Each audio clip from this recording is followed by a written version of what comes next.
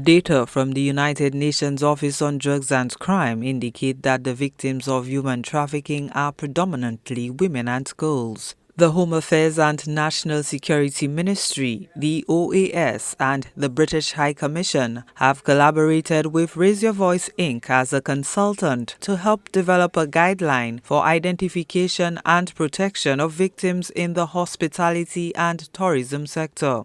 A seminar in February sought input from the industry stakeholders to design the framework. The project is a 3-month project, so it should be ending in the next 2 months or so.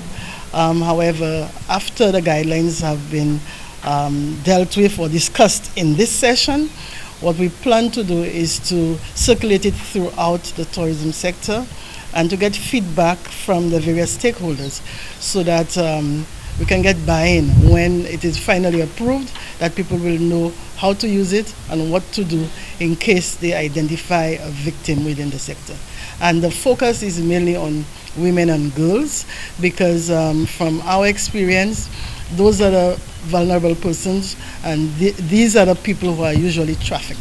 Resident British Commissioner to St. Lucia Leslie Saunderson says that although the country must protect its reputation as it is solely dependent on tourism, the dark side must be addressed. You attract market people, visitors, because of the reputation you've built, the quality you've built, the beauty of your island, the warm welcome you give everyone. And so I know that talking about trafficking of persons and gender-based violence in the tourism sector is extremely sensitive and uncomfortable. And I realise we've got to be careful about how we do this because we want to protect St. Lucia's market and reputation, but we can't ignore the issue.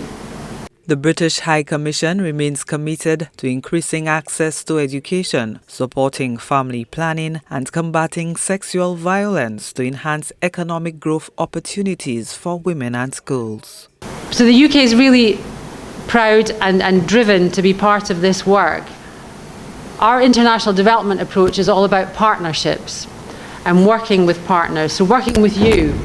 And here I really want to recognise the PS and her team for the ownership of this issue, of this topic, and bringing the expertise and convening all of you with Raise Your Voice and the OAS, because these partnerships are what make development happen and what helps to deliver the results.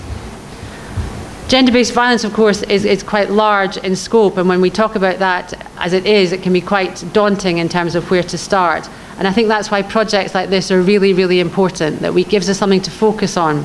Home Affairs and National Security officials revealed that while St. Lucia has recorded few exploitation cases, all must be done to prevent crimes against human rights. One case is too many when it comes to human trafficking. So we have to do everything in our power to ensure that if trafficking is taking place on our shores, that we identify those victims, provide the support that they need, and that we can arrest those traffickers and basically stop that crime on our shores. We are a very friendly nation.